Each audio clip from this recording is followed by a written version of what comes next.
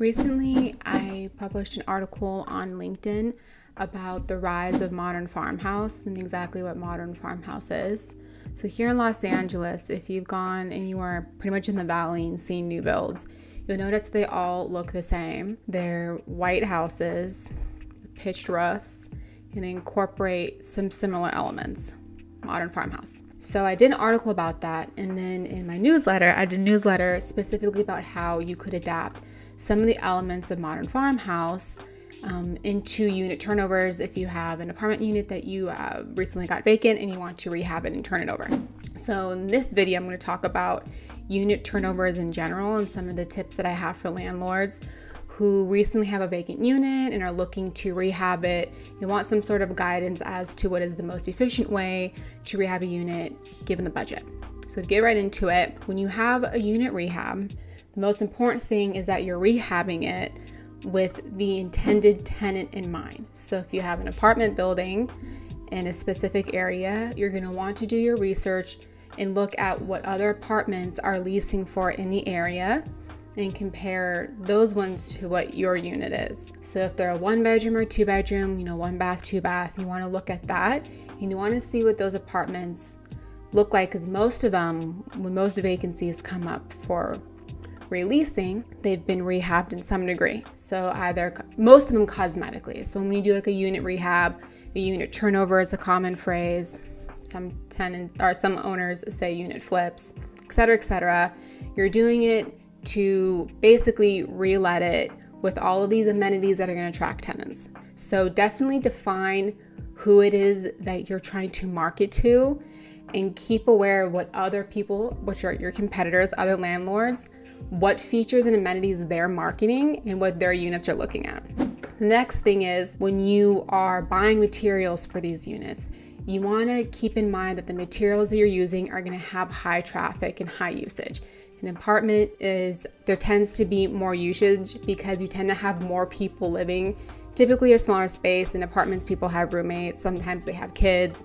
So you want to use materials that are really durable. A good material for countertops is like quartz. You can get a modern look of like marble with a quartz or porcelain countertop. That's obviously not the price of marble and doesn't have the maintenance and upkeep of marble. The one downside of marble is that it stains. If you spill something on it, it basically immediately absorbs the color of that stain. You could try to get it out, but marble has really, really high maintenance.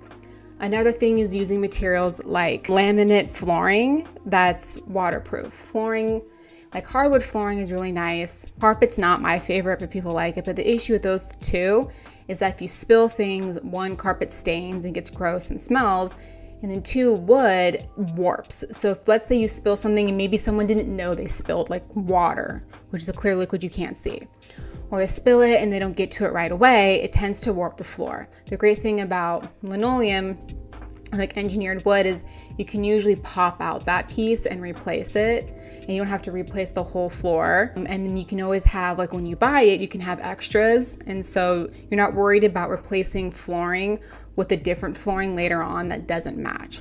And it withstands wear and tear of high traffic. So things like that you want to look into. Another upgrade you can do that makes a unit look drastically different is just changing the faces of cabinets.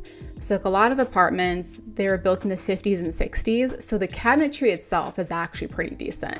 It's very durable and it's probably lasted this whole time.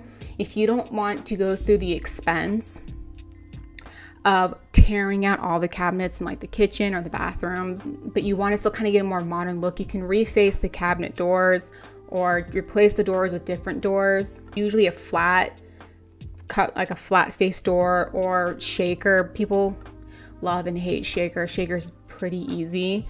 That also kind of goes with the modern farmhouse look, usually readily available. But you keep in mind when you're rehabbing it to have materials that, are very, very durable. The last thing I'll say about durable materials, and it's also trendy, is matte black. I talk about that in my article, which I'll link below. I'll also link the newsletter that talks about it.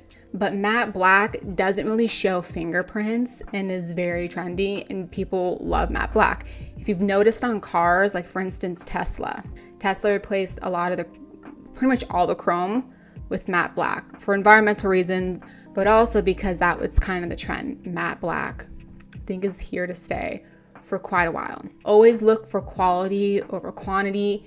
You might want to spend a little bit extra money on getting more durable materials and upgrading things such as the kitchens and the bathrooms, light fixtures, because those are going to be, they're not that much more expensive, but they really will attract tenants and make the unit look more upgraded and sophisticated. Another thing, keep a neutral palette. I don't really see landlords like get wild with color, but always stick with a very neutral palette. And the thing that's tricky with white specifically is not all whites are made the same. Like, I grew up in the house I lived in had Swiss coffee. That is like the go-to color for pretty much every contractor. I have no beef with it, but I've had people tell me they don't like Swiss coffee because they think it's like a little too warm, a little too beige. I don't see it, but I don't know. So if you don't want to go with Swiss coffee, which is kind of it's a contractor grade paint, it's readily available. You can buy it in like the 5 gallons, pretty cheap. It's a standard color. But let's say you just like have beef with Swiss coffee. There's other colors that you can use. I know Sherwin-Williams has 3 main colors. I also talk about that. I link the colors. I think it's high reflective white, pure white, and some other white. I can't remember on the top of my head. Get swatches of them. They're a few bucks at the paint store, and swatch each room and pay specific attention to the natural light. If you have more natural light, the color will seem brighter. It won't seem as beige. If the room is a little bit darker, then the paint color will pick up whatever's kind of around it and it won't come off as bright. And what makes a unit look really spacious is having a bright white and, in my opinion, lighter wood tones. And that's all within a neutral palette. Why I thought modern farmhouse seemed to make sense for like apartments is because you have bright white, which makes a space look big. You have black, like hardware, which makes a space look modern. And then you tend to have lighter woods, like a white oak, that also makes a space look more spacious and lighter, whereas people traditionally use like a darker wood. So keep the palette neutral. White, black, both are neutral, and light woods. If you want to get fancier, you can look into brass or nickel. If you're gonna have faucets, I think standard just nickel or nickel plated. You could go with brass if you want to be super fancy. I don't think it's all that necessary. The nickel will look just fine, and you can do that for the hardware. Usually the faucets, maybe if you're gonna get a mirror, you can have it framed in nickel. I think for an apartment, nickel being like silver is more common metal used, and it's readily available and easier to find. If you want to do brass, it tends to be a little bit more expensive and a little harder to find. So neutral palettes, find the white that works for you, that you like, that works for the space. Use matte black finishes and a light wood floor, and that will make the space look modern and like just clean. Neutral palettes are just like across the board clean. Another thing that landlords I think skimp on, not on purpose, but it's like not necessarily the easiest or the cheapest thing to tackle, but curb appeal. Having the building look clean around, like just making sure that someone, the gardener, or if you have someone who cleans, make sure the parking lot, if you have a parking lot, the sidewalk, the common areas, the entryways, make sure those are swept and clean, that there's no weeds, that the plants, if they're dead, that they're pulled out. I'm in Los Angeles, so drought tolerant landscaping is really big. If you have a house, actually 4 units or less, so a house up to 4 units is in one program, and then apartments fall into another program, but there are rebates to replace your turf with drought tolerant landscaping. There's 2 bonuses. 1, there's rebates, so you get money back. Actually 3 bonuses. 2, you cut back on your water bill because you're not watering as much, and part of that program requires a rain recapture system, so you can use like recycled water or rain. We had crazy rain this year. We'll see if it happens again. But another thing is it makes the house look more sophisticated. Like if you drive around and you see an apartment building that's been rehabbed, one of the things you'll notice is minimal landscaping. Like they'll have a handful of drought tolerant plants. Like this is in LA, but this is kind of anywhere. If you have landscape native to that area, or just someone who pay attention to landscape, at their apartment building. Less is more because plants always grow. So I've seen people mash a bunch of plants in that don't go together. Like they'll have California like native plants, and then they'll have lawn, and then they'll have all these tropical plants, and they like mash them all together, and then no one's cutting them and maintaining them. Plants grow.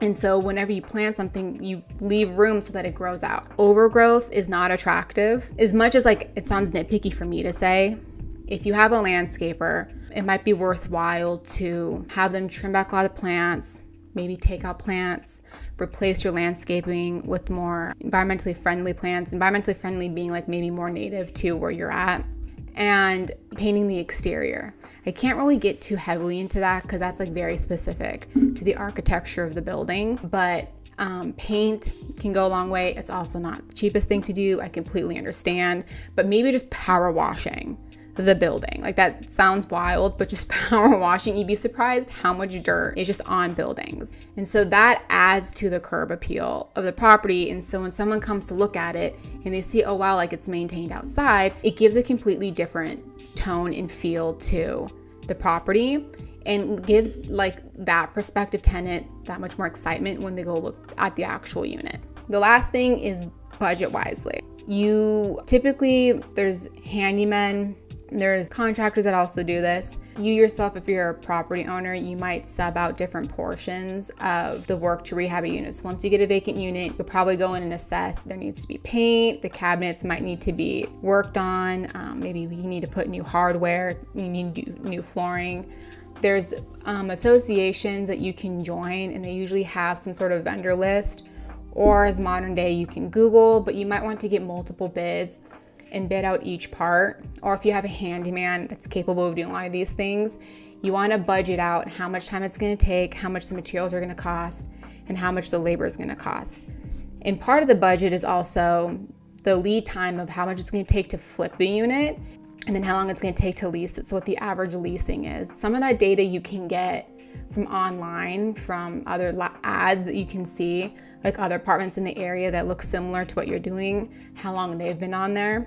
To give you an idea, your cost isn't just rehabbing the unit, your cost also is the vacancy loss that for it being vacant. So you want to keep those things in mind. If you think that the unit's going to lease in 2-3 months, you might want to spend a little bit less on the rehab. If you see other units that look similar to what you're trying to do and they still haven't leased, then it'll gauge that maybe it's just slower. And right now, leasing is slower. Leasing in summer tends to be fast, but just in general, across the board, there's been a slowdown in leasing, like nationally. I'm not quite sure why, but that's the case. But those are some of the things that you should consider if you have a vacant unit and you want to rehab it.